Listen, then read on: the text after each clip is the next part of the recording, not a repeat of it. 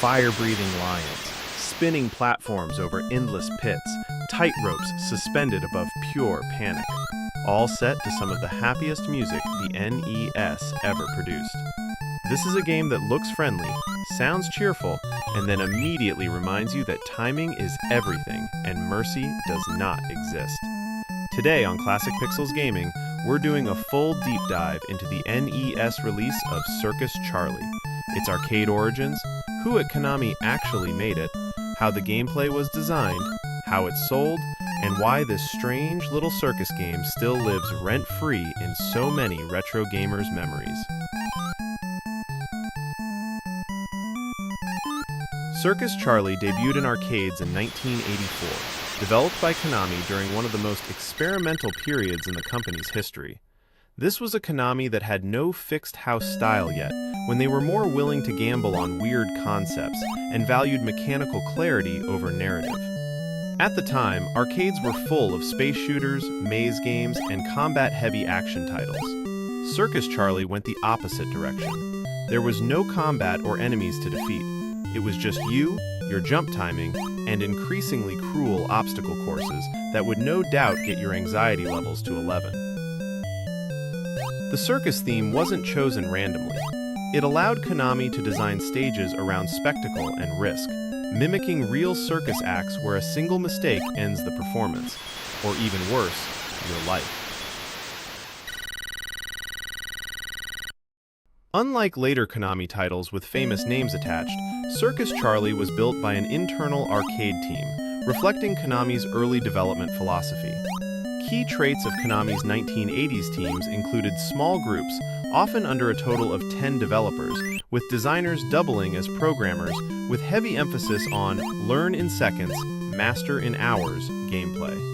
While individual credits were rarely documented publicly, many of the same developers rotated between titles like Frogger, Time Pilot, and Yi Ar Kung Fu. This explains why Circus Charlie feels so precise. Every jump arc, speed change, and hazard was tuned obsessively to be just barely survivable.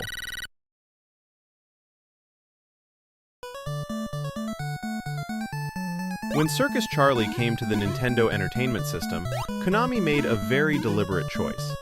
Unlike many arcade to NES ports that slowed gameplay or added safety nets, the NES version of Circus Charlie remains almost brutally faithful. The core physics, stage layouts, and timing windows were unchanged. They did, however, lightly adjust sprite scaling, featured cleaner color contrast for CRT televisions, and the music was reworked for NES sound hardware. This meant NES players were essentially getting a pure arcade challenge at home, without the quarter-based context that made failures easier to swallow.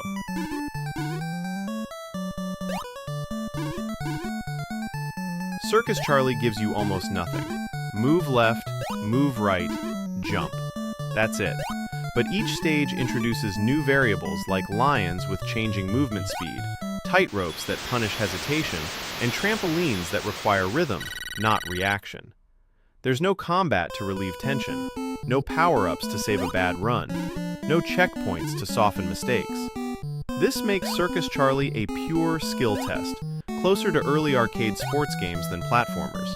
It also explains why players remember it so vividly. Success feels earned, and failure feels personal.